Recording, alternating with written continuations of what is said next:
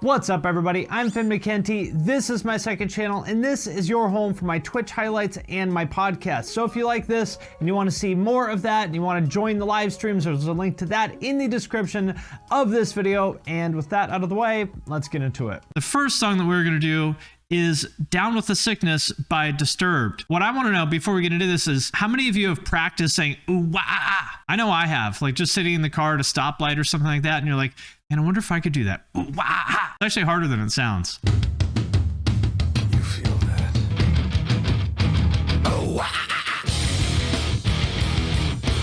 I will say, this is a really great drum sound. Whether you like this song or not, amazing drum sound. Everything is so clear.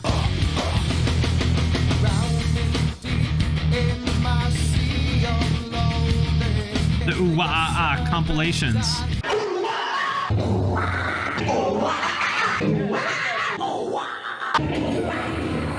I legitimately was unsure for years what the thing on David Draymond's face was. I didn't know if that was like a piercing or if it was like glued on. I'm still not 100% sure. I mean, nu metal was the era of these bizarre facial piercings that nobody really understood, like this or Josie Scott. This little thing on his lip here, it reminds me of if you ever had like a crappy old apartment with the kind of drain in the bathtub that you had to actually like pull out like in a chain. There's that little ring at the end of the chain. It reminds me of that. If you think that this is the limits of Josie Scott's drip, you are mistaken. This is like Karen hair meets man bun meets like black craft. I don't even know what to call this aesthetic. It's too advanced. I can't handle it. Business in the front, Humboldt in the back. He's got his bathtub drain piercing. Like it literally does look glued on, right? And then he's got the 2003 J-Lo glasses.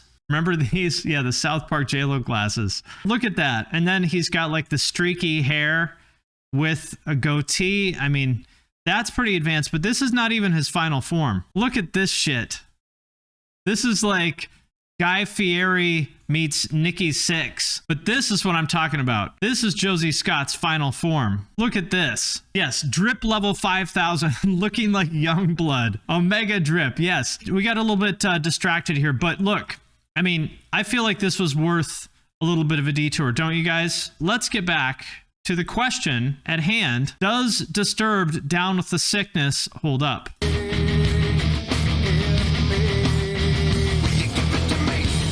Will you give it to me?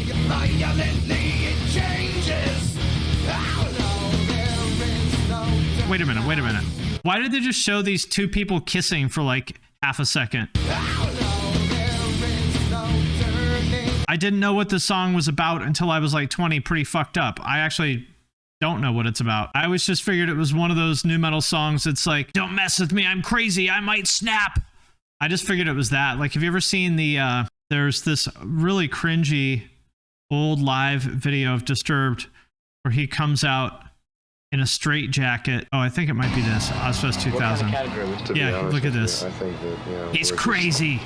Don't mess with him, he might snap. This preconceived. This is just what happened to develop over the course of time. Crazy guy face. There's probably all this lore about him. Like, dude, I heard he was actually institutionalized. I heard he like ate somebody's nose and they only let him out of the asylum to play shows. Like, he's crazy. I don't know about you, but if I saw Howie Mandel charging at me looking like that, I would be terrified. He looks like a bar owner. Yes, he does. Let me know in the chat. What do you guys think? I would say this song does hold up. Is it a little bit corny? Of course. Yes, it is. Every nu metal song is a little bit corny, but I would say this is a good song. Everybody knows this song, and if you said that you don't like it just a little bit, I think you're lying. Next up, we have Movies by Alien Ant Farm. I thought this band was kind of interesting. They got big off their Michael Jackson cover. They covered Smooth Criminal after this, which was their big song that I think everybody knows. But I thought this song was way better. I really liked it. I still don't really know what scene they came from or whatever, because they sort of look like they would be pop punk dudes or like Deftones kind of dudes, like that sort of overlap of those two things. They could definitely play, like they were a good band. They got kind of lumped in with nu metal. I don't really see them as nu metal, but let's see if this holds up. Listen to that 90s snare. ATV Off-Road Fury Core. From the chat here, this feels like a bridge between TRL core and nu metal. Exactly. That's why I liked it, because that's exactly what it felt like to me.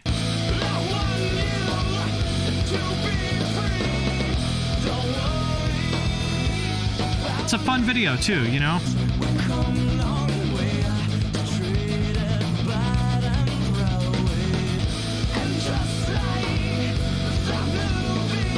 Yeah, this is a great hook.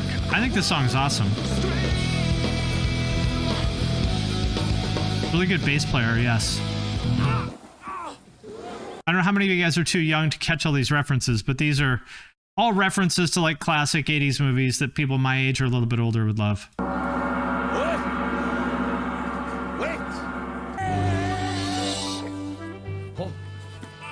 I think this band is really underrated. You know, they're one of those like solid C-tier bands that you really like. Sometimes the best bands are C-tier bands. So what do we think of this song? Does this song hold up? I would say that this does hold up. I think the video is really good. I think the song is cool. You know, is it the best thing of all time? No, it's not. It's not like an all-time classic, but it still sounds good to me, damn it. I think it holds up. I was actually not going to do this song, but it made me think of another song from back then, My Own Worst Enemy by Lit.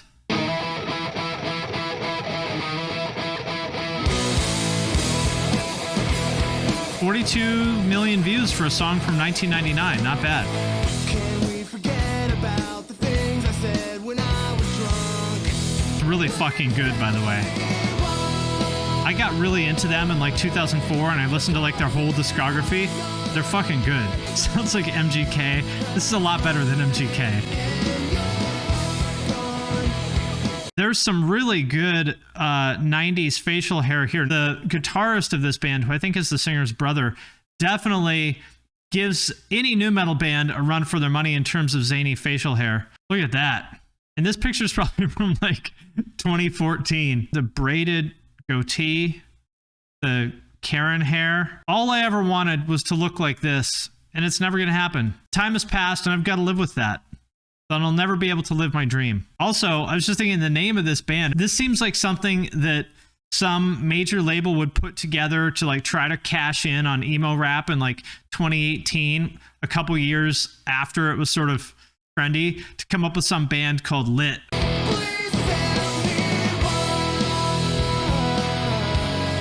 I think this is a fucking great song. In the chat here, why do music videos never match what's happening in the lyrics? I feel like this video is a huge miss because they could have made some goofy American Pie style video of them doing all the debaucherous shit that they talked about in the song, and had this be like the ultimate like American Pie core party video. I'm going to play you some album tracks by Lit because this band is really underrated.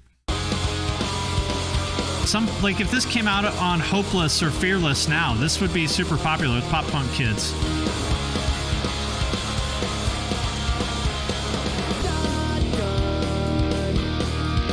This should be on Fearless. Anyway, Lit is a great band. Do we think that My Own Worst Enemy holds up? I think it holds up. I think that song is legitimately just a great power pop song. Obviously, it sounds kind of dated. You know, it sounds like it's from 1999, but I think that that entire album is fucking awesome. I think it totally holds up, and I would suggest listening to their entire catalog. Actually, I guess they went country 5 years ago or something like that, but the rest of the stuff is really good. Next up is a song that I'm genuinely sort of on the fence about whether this holds up or not. This is Alive by Pearl Jam. I don't think most people know them for it, but this was their breakthrough song.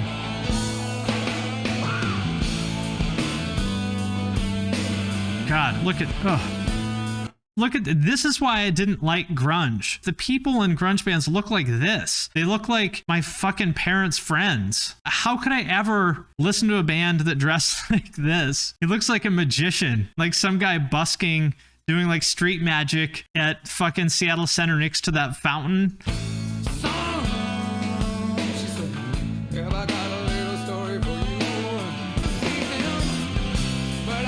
Look at this. I mean, how could I in 1992 listen to a band where a guy wears this fucking hat? He looks like a carny or something. Headwear is important to me. I don't know what to say. I will say they are fantastic musicians, probably the best musicians of the grunge scene. The drummer on this album was really fucking good.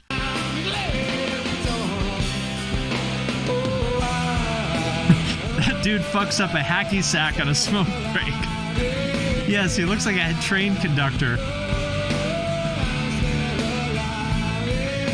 You know the part in a band set where somebody breaks a string and, you know, because they're pros, they just keep playing this sort of like jammy part for like 2 or 3 minutes while the other guitarist puts a string back on and then they get back into the song. The entire song sounds like that to me. I just keep waiting for the actual song to start.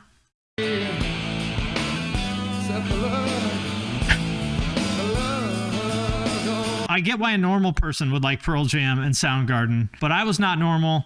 And I thought all the grunge scene back then irritated me because there were actually some cool like hardcore and metal bands back then in Seattle, and they got no attention because of grunge, which I mean, I understand because those grunge bands were huge and they were getting like global press and stuff. So I get it, but it irritated me. So what do we think though? I mean, it's hard for me to be objective here. I think Pearl Jam sounds like shit. Like I think the production is good. They can definitely play, but I think their songs are bad. Their vocals really irritate me. That's just my personal taste, and I might be wrong. What do you guys think? Guitar Hero extended the lifespan of a lot of bands longer than it should have been. Even for... I feel like the consensus is that this does not hold up, and I agree with that. Pearl Jam, the final verdict is here. Pearl Jam does not hold up. Another 90s song that I haven't listened to in years. Let's see if this holds up. This is Everything About You by Ugly Kid Joe. Do people know who this band is?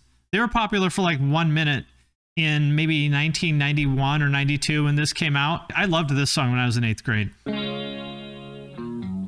It's terrible, but I loved it. They look like Turnstile, but they kind of sound like Turnstile too, actually. This is totally Turnstile.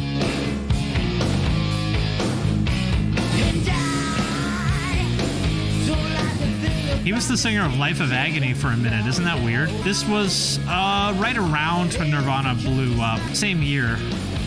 Worse Motley Crue. Yes, exactly. But better. Like, to me, this is a classic example of a C-tier band. And this is why I love C-tier bands, because you have low expectations for them. You don't expect a C-tier band to like change your life or be great art or anything like that. You just like a couple songs by this band, and that's it. And that is why I love C-tier bands. There's no expectations. They're hair metal adjacent.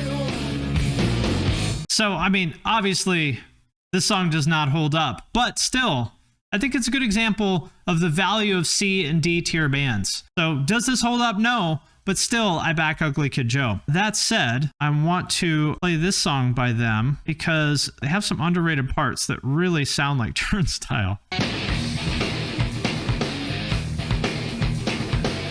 This was like the perfect music for every kid who looked like this in 1991. Green Jelly. Should we listen to more 90s songs? Should we see if Green Jelly holds up? Here is a classic. This is Three Little Pigs by Green Jelly. This band was originally called Green Jello, but that changed their name because they got, sued for copyright infringement. The song is kind of shitty in a 90s sort of way, but like the video legitimately is really creative and cool.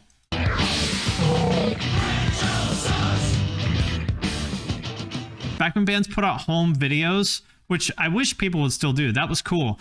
They had a home video that was like, I don't know, half an hour long or something that they made themselves. It was almost like their album. And this was just one part of it. The whole thing was like skits and claymation and shit. It was really cool. The song is so long. Fucking 6 minutes long. This sounds like Turnstile too.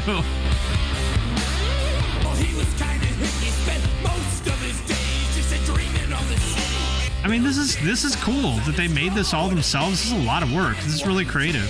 It does kind of sound like shitty Primus. Let's listen to Primus next. I'm on a 90s kick. Are we cool with that?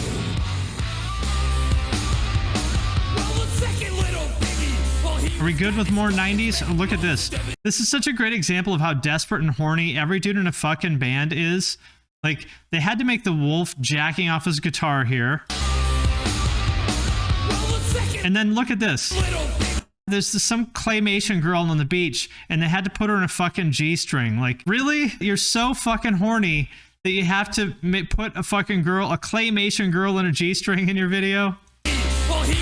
Imagine coming home and seeing like your roommate making this. One of them definitely still has the claymation girl. Who doesn't want to fuck a pile of clay on the beach? Little pig, whack me in. Anyway, the song goes on and on and on like this for 6 minutes. I think we can all agree that the final verdict on this is that this song does not hold up. And the video doesn't necessarily hold up either, but still, I respect it. This is like some seriously creative shit that took a lot of work, and I think I respect it. Would I say that it's good? Not necessarily, but I do respect it. Which Primus song should we pick? Jerry Was a Race Car Driver or John the Fisherman? I like both songs. I used to listen to a lot of Primus around this time. I'll tell you what, this segment will combine several of their early videos. The question will be, for this segment, does Primus and early Primus in general hold up? Because they've got like turned into a jam band now. The first song here is John the Fisherman. This is off their Frizzle Fry EP, which I think was their first release. This is from like 87, I think. I used to listen to the shit out of this EP. They were just kind of one of these weird, oddball, like progressive, weird funk metal kind of bands that didn't really fit into any scene. Absurdly good musicians, as you'll see. Like, to this day, I would say as good or better as anybody in any band, basically, on a technical level, but very, very weird, like super like strange incel music. So from the chat, I'm pretty sure Les is on every single best bass players of all time list. Anybody that doesn't have him on their best bass player of all time list is a fucking fool, because whether you like their music or not, as you'll see, there's just no question that he belongs on that list, very close to the top. The drummer's great too.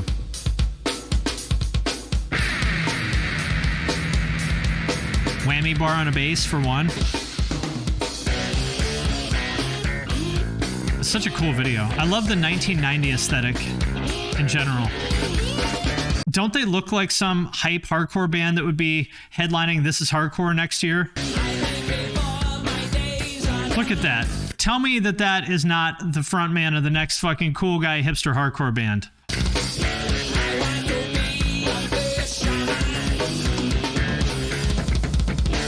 Look at that. I mean, these guys, I'm telling you, these guys are a hipster hardcore band. Maynard Keenan if he was raised on a goat farm.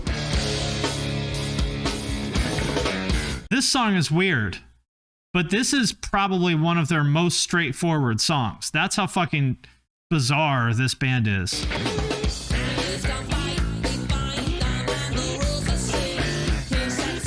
Okay. So this is John the Fisherman, which is one of my favorite Primus songs. Here's one of their next singles, Tommy the Cat, which I believe has a cameo from Tom Waits, as I recall. And the fucking bass line, anybody who's not familiar and anybody who wonders why Les Claypool would be on best bassists of all time lists, listen to this fucking bass line. This is insane. You might think this is corny, but these guys can fucking play.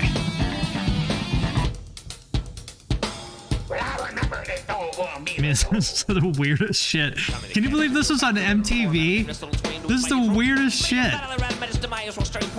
The 90s were a strange time. The 90s were a fever dream of weird shit. They really were. The Green Jello and Primus were on MTV. With this song with Tom Waits narrating a story about a horny cat. And this was on MTV.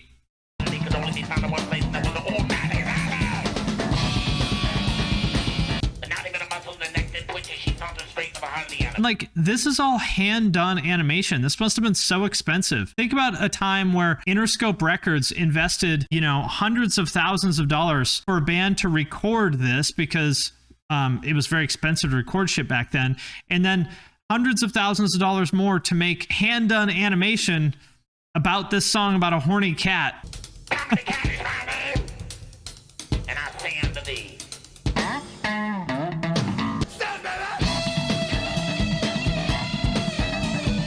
I really like Larry, the guitarist, because with Les Claypool and Tim Alexander being so fucking good and just so over the top with how they play, I think it's really cool that he just lays back and basically plays weird atmospheric noise. I think that's a hallmark of a really mature musician who's willing to do that. And then the last song we'll listen to before we make the decision as to whether Primus holds up. So this was the song that got me into Primus. Jerry Was a Race Car Driver, which I think was like their breakthrough single. What a weird video too. The 90s were so weird.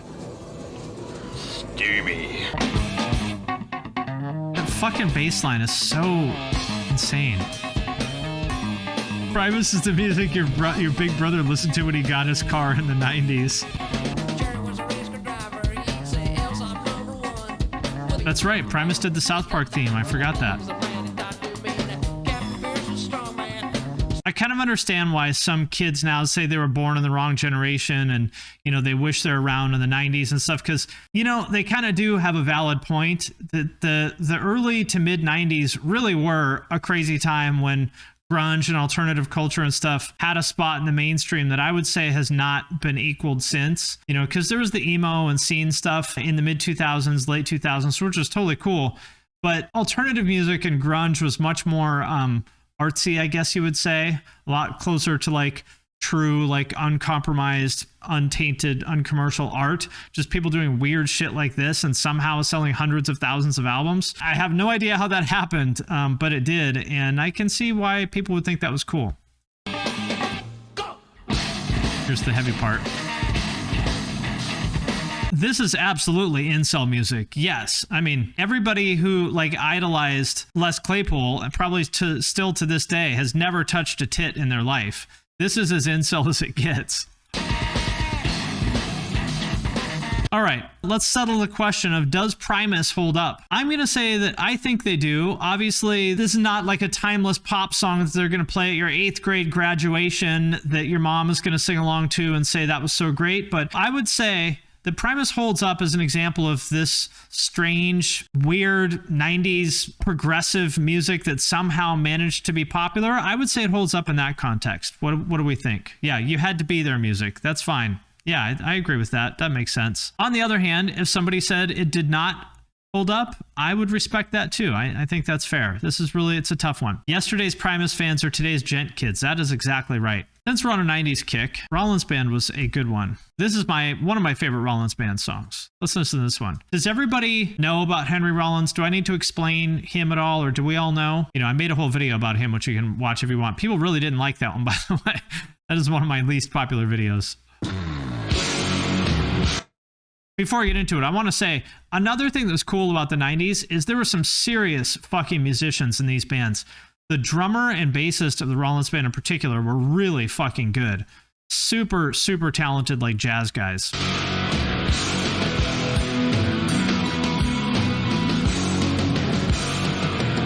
Bassist only has 2 strings.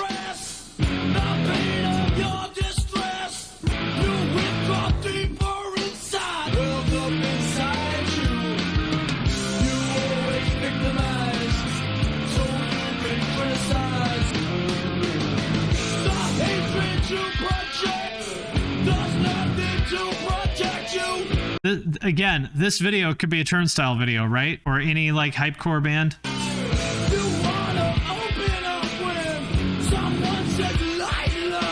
He's shouting self-improvement at you. Exactly. That's why I like this song.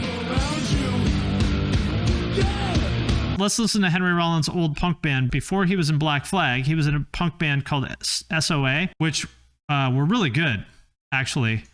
This song is awesome.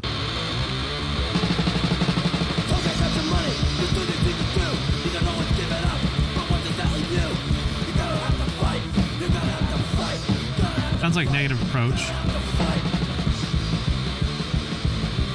I interviewed him in like 2005 or something like that, and I asked him about SOA because nobody ever asked him about it, and I thought they were good. Obviously, it's very raw, like early hardcore and stuff, and he got like kind of butthurt about it. I said, when you listen to SOA now, what do you hear? And he just kind of like got bristly, and he was like, I just hear a bunch of teenagers that had no idea what they're doing. And I was like, yeah, but that's kind of cool, right? I mean, that's what it was. And like, he just didn't want to talk about it at all. And I was like, all right. I mean, I understand that was a long time ago, and like he probably isn't that into it, but shouldn't you be like kind of happy that somebody cares about something you did in 1981 when you were like 15 years old? I don't know. So what do we think about Rollins Band? As much as I would like to say that this holds up because I liked it so much at the time, and I do think it has good lyrics and they're great players and stuff, if I'm being honest, I can't really say that this holds up in 2021. That's what I think. Holds up for sure. If it dropped today, it'd be popular in the metal scene. Maybe. This era does, but the stuff after doesn't. Rollins Band is better than Black Flag. I agree with that, especially Henry Rollins' era Black Flag is terrible. I liked it when I was like 14, but listening to it now is pretty rough. Even he would say it doesn't hold up. That's probably true. All right, so I think this one, where it's the verdict is unsure. We're not sure. Some people are saying it holds up. Other people are saying it doesn't. I could go either way. I'm going to say undecided. All right, one last song. What is the last song I should do? How about this one? Here's what we're going to end it on. Barbie Girl by Aqua. I'm a Barbie girl in the Barbie world. Tell me this is not the template for everything that e-girls have ever done. Imagination, life is your creation. The lyrics are really gross too. Like, there's a bunch of people in the comments who are like, my whole life thinking the song's for children. I can't believe how innocent our minds were when we thought the song was for kids, and it's most definitely not. I'm a blonde girl in the fantasy world. Dress me up, make it tight, I'm your darling. Kiss me here. This guy has such a strange voice. Everything about this just screams TikTok to me. Come on, Barbie, let's go party. Come jump in, bimbo friend, let us do it again. Hit the town, fool around, let's go party. All right, I'm going to say this did hold up. It's terrible, but it was always meant to be terrible. This was never meant to be a good song necessarily. It's very catchy. Everybody knows this song, and that's all it was ever meant to be. It was meant to be cringy and weird. Everybody knows it, and in hindsight, you know, how much of e-girl music and hyperpop and PC music and stuff was inspired by this? I would say kind of a lot. Like, I think this is actually a really influential song in a kind of weird way. Is it quote unquote good? Not necessarily, but I think it did what it intended to do. And so in that sense, I would say that it holds up. All right, guys, that does it for this edition of songs that didn't hold up or did. 90s edition. I think all these songs were from the 90s. If not, we can just edit out the ones that weren't. But yeah, 90s edition of songs that didn't hold up. We should do themed versions of these in the future.